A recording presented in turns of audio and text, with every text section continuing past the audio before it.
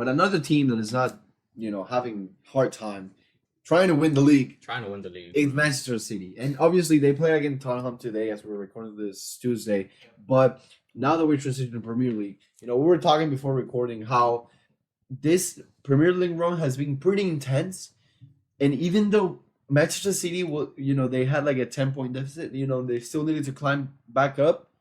They did it in such a not easy, but automatic way. They just started winning. Yeah, they just started winning, and beating teams 3-4-0, and they just went back up.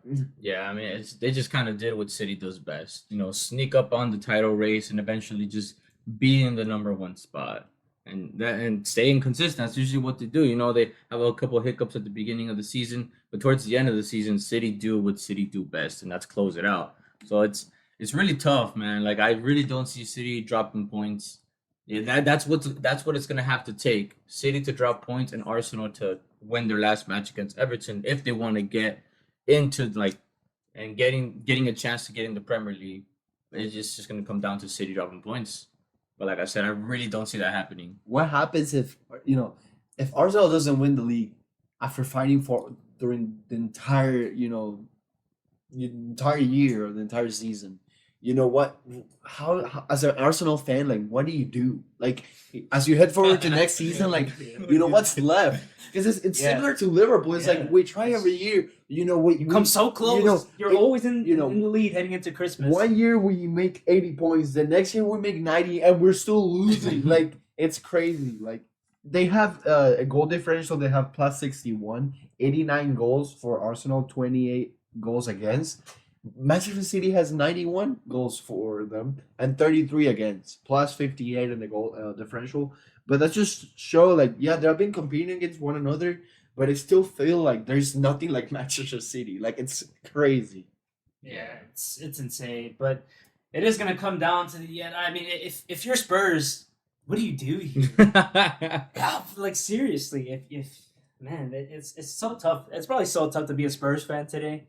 Like, as we're recording this, because it's like you're probably just thinking like you're going to Europa League. Yeah, so they can't Villa, go to Champions League. Yeah, Villa have done it.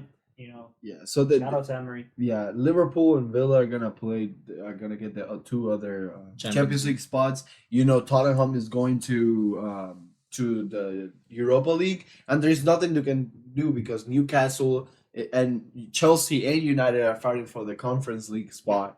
But if I was a Tottenham fan, I would demand my players to give those academy boys, just give them a shot.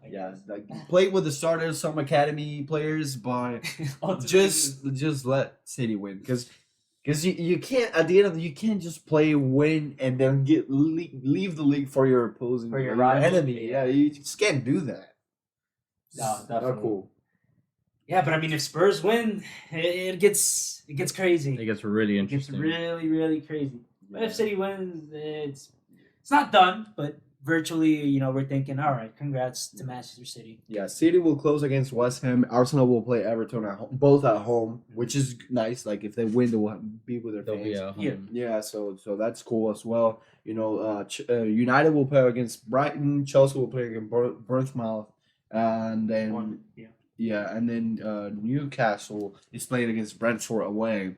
It would be nice to see what happens in the very last match day of the Premier League, but I feel like it's gonna be a City win. Yeah, I mean, it's just kind of like the Premier League these past couple of years, and credit to Arsenal as well. Like, so hard fought, man. Like, they deserve it so much. I personally want City to drop points and Arsenal to take it because, I mean, we're just gonna keep on seeing this City and Arsenal rivalry, and with amongst other big clubs trying to get into the conversation. But I just want to see Arsenal get one over City after last year, after the year before, and after what they've been going through for these past couple of seasons. And I don't think that they're stopping anytime soon. This was a young project, and it's been really well developed.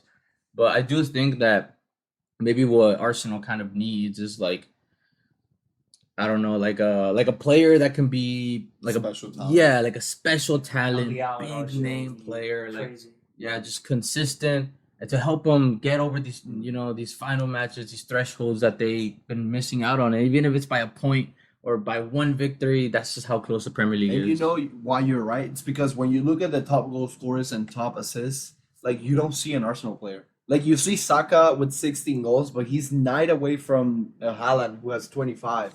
And none of the Arsenal players are top of the list with assists. So that just speaks about they don't have a player who is gonna stacking up numbers. Like Messi at Barca. He was gonna give you 20 goals per season, True. 10 assists. Ronaldo as well. They don't have that type of player, True and they team need effort, that. yeah. They need that. Like if you put the kind of player that onto this team that doesn't barely drops points, like they for sure will win something. Yeah, but it's like always, the Premier League is one of the most or most competitive league, most interesting league, because even though it's kind of set in stone that City's gonna win, it always doesn't. comes down to the end. It's never a free run for them. Yeah, it's not like other leagues that they finish Yeah. really early. Like